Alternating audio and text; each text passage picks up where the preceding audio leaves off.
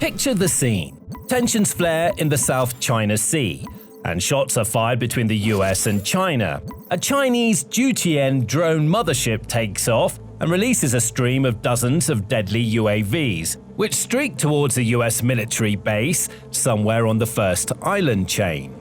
Air raid alert sirens blare at the base, and US air defense forces scramble into action. But instead of the skies being filled with anti-drone missiles and gunfire, the base simply fires off a handful of UAVs of its own. It looks like an entirely inadequate response. How are these few drones going to contend with the massive approaching drone swarm? But as the US drones near the swarm, the Chinese drones start falling out of the sky, disabled and completely useless. The Chinese commanders are shocked. Their swarm has been defeated, and they can only watch as US-guided missiles begin streaking towards the hastily retreating Jiutian. It sounds like science fiction, but it's all too real. The US has successfully tested and is busy deploying a new anti-drone system that can literally knock enemy drones out of the sky without firing a shot or ramming them directly. The Coyote Block 3NK.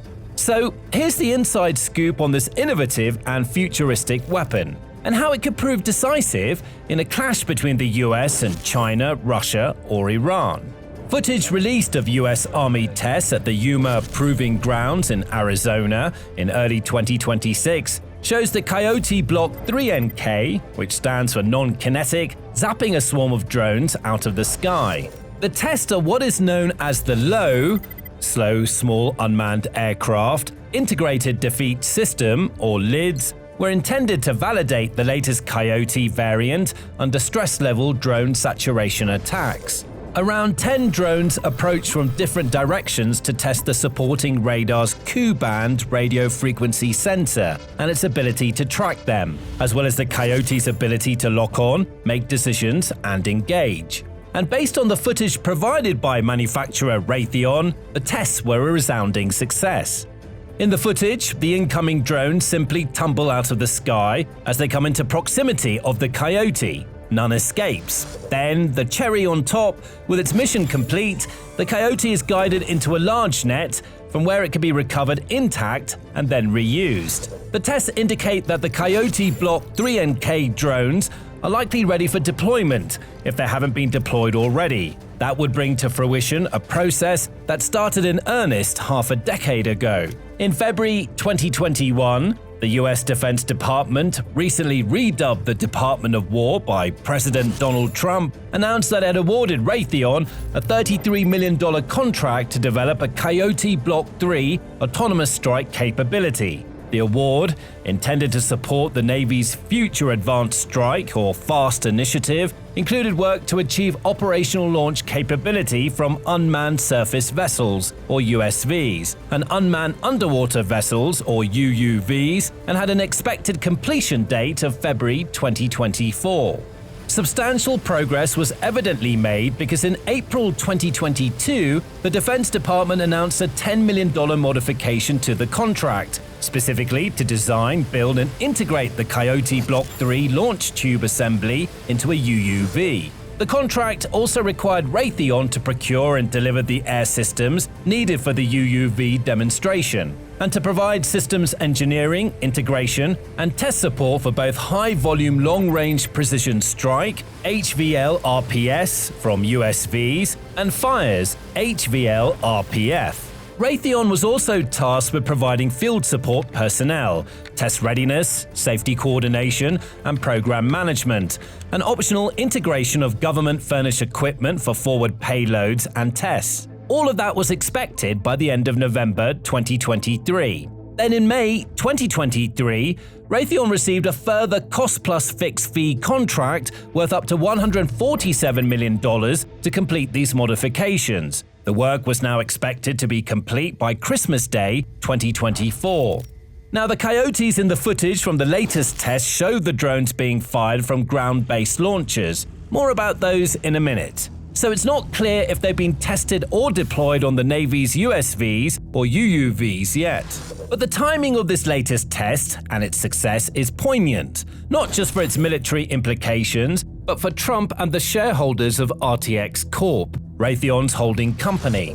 In January 2026, Trump issued an executive order threatening to restrict dividends and stock buybacks of U.S. defense contractors unless they improve delivery performance. The Pentagon has subsequently announced comprehensive performance evaluations of its contractors, with RTX Corp named as one of the main companies being targeted. The company, along with other major defense firms like Lockheed Martin and Northrop Grumman, is thus under pressure to increase weapon production while maintaining investor returns, which in recent years have been juicy to say the least. The RTX share price may have fallen by almost 1% in the weeks following Trump's announcement, but it's up over 60% compared to a year ago and 175% compared to 5 years ago. So, successfully delivering the Coyote Block 3NK, even if these tests come more than a year past the expected delivery date, should go a long way to offset Raytheon's other recent high-profile delivery delays,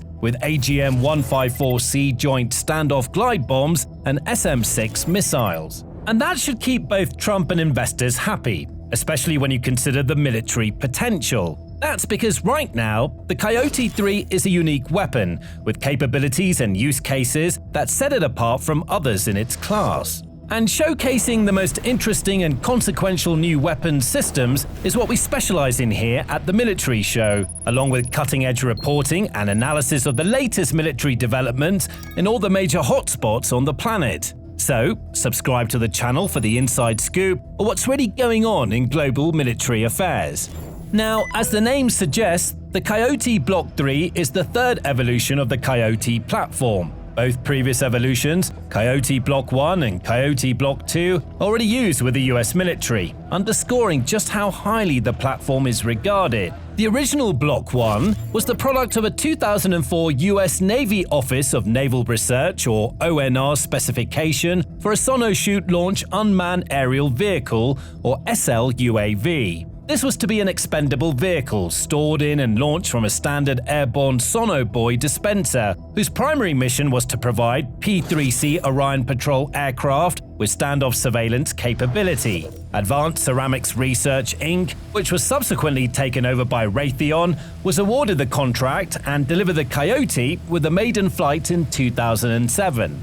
The Coyote comes packed in a canister, which can either be launched from ships with standard sonobuoy dispensers or ground launch using a pneumatic tube launcher. Once the canister has been ejected from the dispenser, a parachute deploys, and the canister is drawn away from the airframe.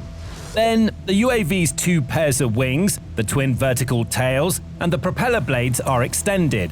The small electric motor is started, and the autopilot initiates a pull-up maneuver. The Coyote also has a GPS-based navigation system to fly completely automatic missions, but can also be controlled via line-of-sight data link. While its initial, and indeed current primary usage was for ISR, it can also be equipped with a kinetic warhead and converted into a loitering munition. What's more, Raytheon has successfully demonstrated the Coyote's swarming capabilities as part of ONR's low-cost UAV swarming technology, or LOCUST program, where several UAVs operate together autonomously as a team. And that capability also extends to the Block 2 and Block 3 variants. As an aside, whoever it is inside the US Navy, and particularly the ONR, who devises the names for these programs, they don't get the credit they deserve. LOCUST as a name for a drone swarm, where the acronym fits the word so precisely, is sensational work by the designation department. But be that as it may, while the Coyote's ability to swarm made it a contender for the LOCUST program, its relatively slow speed put it at a somewhat of a disadvantage, especially when quick engagement of fast-moving incoming adversary drones is needed. With a length of 3 feet, wingspan of just under 5 feet, and a weight of 13 pounds without a warhead, it's a good size for a canister launch UAV. And its 30,000 feet ceiling and 80-mile link range make it very useful for ISR across an extended area. However, its maximum speed of 80 miles per hour and cruising speed of 63 miles per hour are just not fast enough to effectively take on, say, a Russian German drone. Nonetheless, the Coyote Block 1, or rather the upgraded Block 1B, became a key component of the US Army's Howler CUAS system, which has been operational since 2019. The Army procured thousands of them for use in its Mobile Low, Slow, Small Unmanned Aircraft Integrated Defeat System, or MLIDS, and Fixed Site Low, Slow, Small Unmanned Aircraft Integrated Defeat System, or FSLIDS. And the US Marine Corps also began using the Block 1B as part of its Ground-Based Air Defense, or GBAD, counter-UAV defense system in 2018. However, in the meantime, no doubt inspired in part by experiences from the war in Ukraine, Raytheon developed a jet-powered derivative called Coyote Block 2. Unlike the original, which is intended for ISR missions and as a loitering munition, Block 2 is an interceptor drone, effectively an anti-drone surface-to-air guided missile. It uses a rocket-assisted launch and is powered in flight by a small turbojet engine. Instead of flip-out wings, it uses strakes on the body and 4 flip-out fins for lift and maneuverability. The tungsten fragmentation warhead is optimized for use against small drones, which can engage at a range of up to 9 miles, with a re-attack capability in case the target evades a hit on the first try. Moreover, with a speed of 345 miles per hour, it's rapid enough to intercept most large incoming drones. As a result, the US Army has upgraded its Howler, MLIDS, and FSLIDS systems to use Block 2 and Block 3 Coyotes instead. In December 2023, the Army revealed plans to purchase 6,000 Block 2s and 700 Block 3s, along with 252 fixed launchers, 52 mobile launchers, 118 fixed Ku-band radars, and 33 mobile radars. Raytheon was also contracted to provide support for the maintenance and repair of at least 15 Coyote systems, both in the US and unspecified forward-deployed locations around the world. The current MLIDS configuration consists of a 4x4 M-ATV mine-resistant vehicle, with a turret armed with a 2-round Coyote launcher alongside a 30mm XM914 automatic cannon. The turret has electro-optical sensors to help spot and track incoming drones, as well as a mast-mounted Ku-band radar to cue the Coyotes. The complete MLID system also includes a second M-ATV vehicle equipped with additional sensors and electronic warfare capabilities. FSLIDS, on the other hand, is a 2-part palletized system, with the first pallet containing a 4-round Coyote launcher and a sensor array, and the second a Ku-band radar. The Ku-band radio frequency system, or Ku-RFS radar, is larger and more capable than the Ku-720 radar used in the MLIDS configuration. While both share common software and architecture, Ku-720 quadrant arrays are a quarter the size of the Ku-RFS arrays, providing a scaled radar for mobile needs.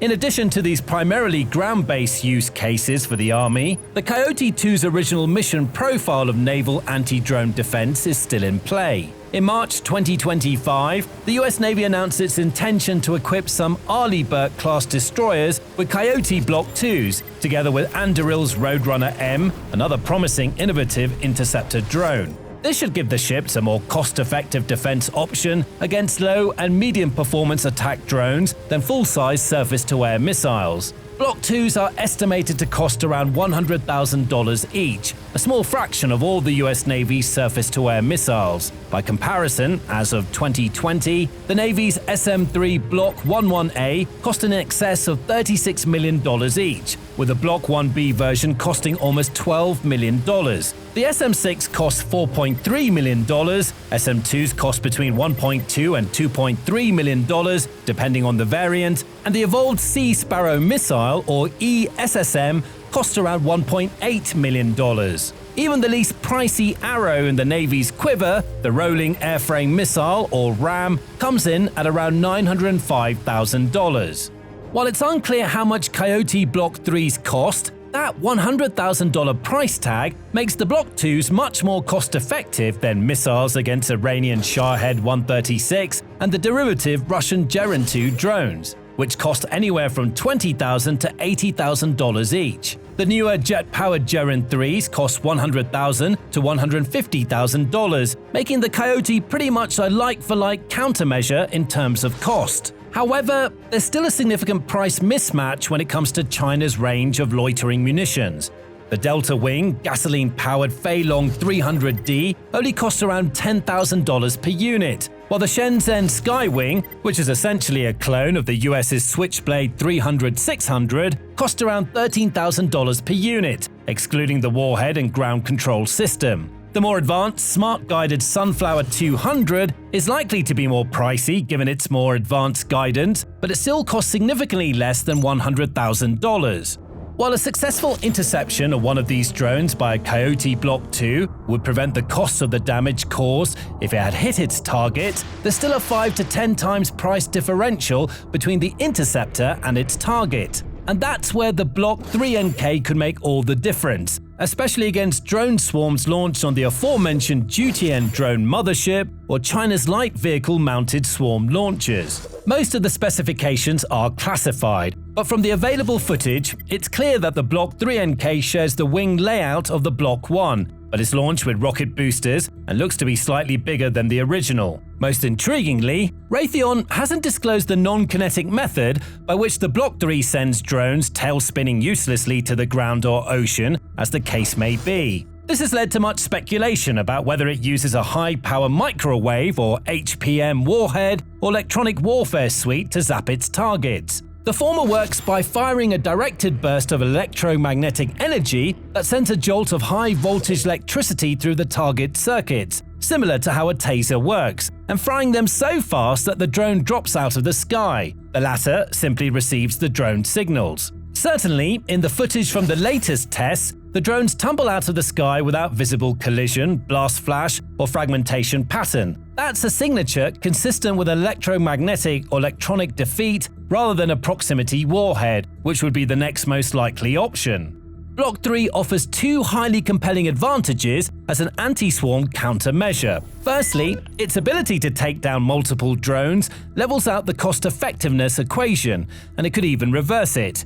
In situations where the downed drones could fall on populated areas, critical infrastructure, or friendly troop positions, the fact that they don't explode when hit should also act to minimize collateral damage. As evidence in Ukraine, debris from downed drones can be as destructive as direct hits. Secondly, it can be recovered and reused. From a battlefield commander's perspective, a recoverable non-kinetic interceptor changes how a defended unit can pace its engagement. Instead of firing one missile per drone until the launcher is empty, a loitering effector can be positioned on likely incoming routes, cued by radar, tasked to disrupt or disable multiple threats, then return for rapid turnaround. Raytheon has also highlighted recent upgrades that improve launch speed, range, and high-altitude performance across the Coyote line to keep pace with heavier UAVs carrying larger payloads and flying longer profiles. The company has also claimed a 50% reduction in recovery to return to flight timelines for 3NK. If replicated in field conditions,